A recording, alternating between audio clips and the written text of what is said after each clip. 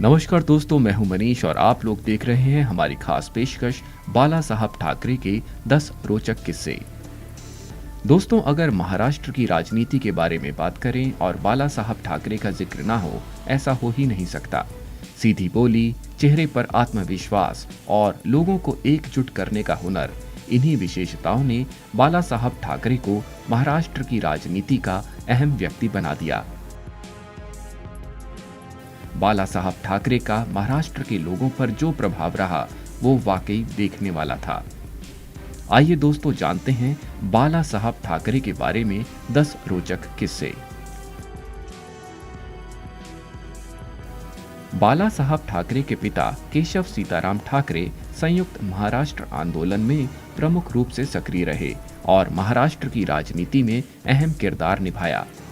केशव सीताराम ठाकरे ने अपनी ऑटोबायोग्राफी माजी जीवन कथा में लिखा है कि पहले उन्होंने पनवेलकर सरनेम को चुनना चाहा, लेकिन वो अंग्रेजी साहित्यकार मेकपीस ठाकरे से इतना प्रभावित थे कि उन्होंने अपनी आने वाली पीढ़ी के लिए ठाकरे सरनेम को चुनना पसंद किया। तो दोस्तों, अब तो शायद आपको पता ही लग गया होगा कि बाला साहब ठाकरे का नाम कैसे पड़ा। जब बाला साहब ठाकरे फ्री प्रेस जर्नल में कार्टूनिस्ट के तौर पर काम कर रहे थे, तो उन्होंने कांग्रेस की नीतियों के खिलाफ कई व्यंग्यात्मक कार्टून बनाए। इन्हीं दिनों फ्लोरा माउंटेन, जो आज हुतात्मा चौक है, वहां संयुक्त महाराष्ट्र समिति द्वारा बॉम्बे स्टेट को लेकर एक आंदोलन हुआ, जिसका मुद्दा था बॉम्बे महाराष्ट्र को सौंपा जाए, ना कि यूनियन टेरिटरी बनाया जाए और ना ही गुजरात में शामिल किया जाए, क्योंकि बॉम्बे में मराठी बोलने वाले लोग ज्यादा हैं, ना कि कोई और। दूसरी तरफ ऐसा ही एक आंदोलन था, महा गुजरात मूवमेंट, जिसे गुजराती सपोर्ट कर रहे थे। मोरारजी देसाई, जो उस समय के बहुत बड़े राष्ट्रवादी नेता थे और बॉम्बे स्टेट के मुख्यमंत्री भी, वो बांटने वाली राजनीति के खिलाफ थे। 21 नवंबर 1955 के दिन इस आंदोलन के दौरान पुलिस फायरिंग में 15 लोगों की मौत हो गई और कई लोग घायल हो गए।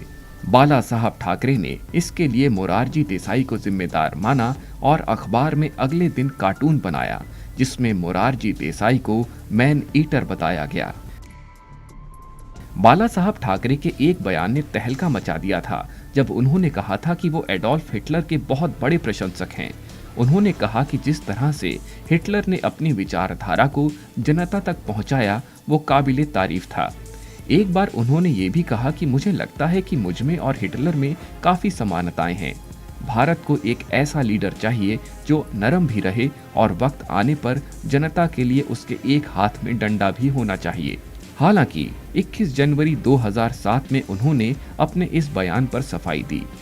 उन्होंने कहा कि हिटलर एक क्रूर शासक जरूर था, लेकिन मेरी तरह वो भी एक कलाकार था।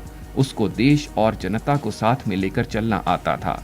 हाँ, लेकिन यहूदियों का कत्लेआम बुरा था।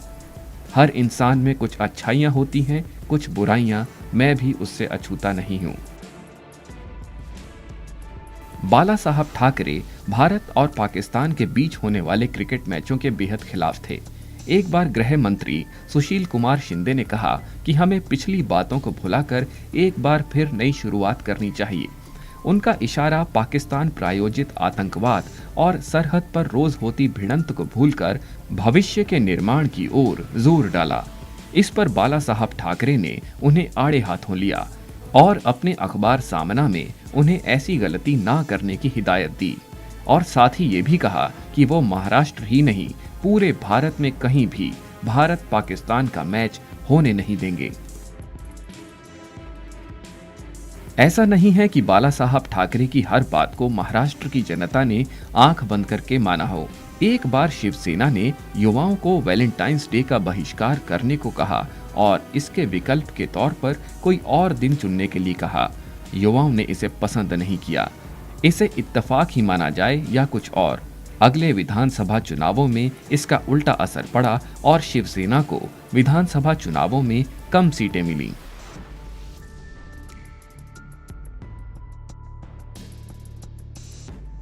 बाला साहब ठाकरे से क्रिकेटर सचिन तेंदुलकर भी फटकार खा चुके हैं।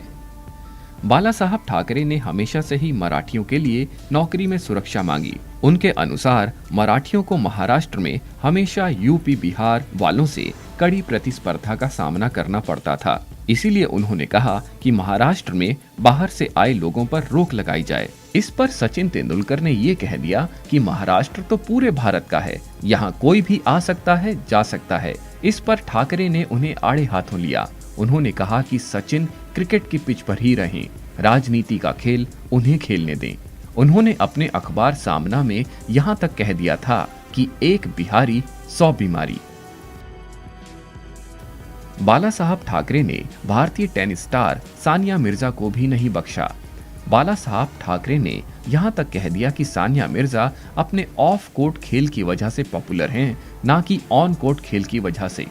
सानिया मिर्जा अपने लव अफेयर्स और टाइट कपड़ों की वजह से ही मीडिया में सुर्खियां बनाती हैं, ना कि अपने उम्दा खेल की वजह से। अगर सानिया मिर्जा का दिल सच में हिंदुस्तान के लिए धड़कता तो वो किसी हिंदुस्तानी से शादी करती, ना कि पाकिस्तानी क्रिकेटर से। बाला साहब ठाकरे का नाम पूरे भारत में तब और सुर्खियों में आ गया जब देश की फाइनेंशियल कैपिटल मुंबई में साल 1993 में दंगे हुए। बहुत से लोगों का मानना है कि 1993 के बॉम्ब ब्लास्ट के बाद हुए सांप्रदायिक दंगों में शिवसेना ने भूमिका निभाई थी। इन दंगों के बाद ही शिवसेना ने हिंदुत्व के एजेंडे की तरफ रुख किया।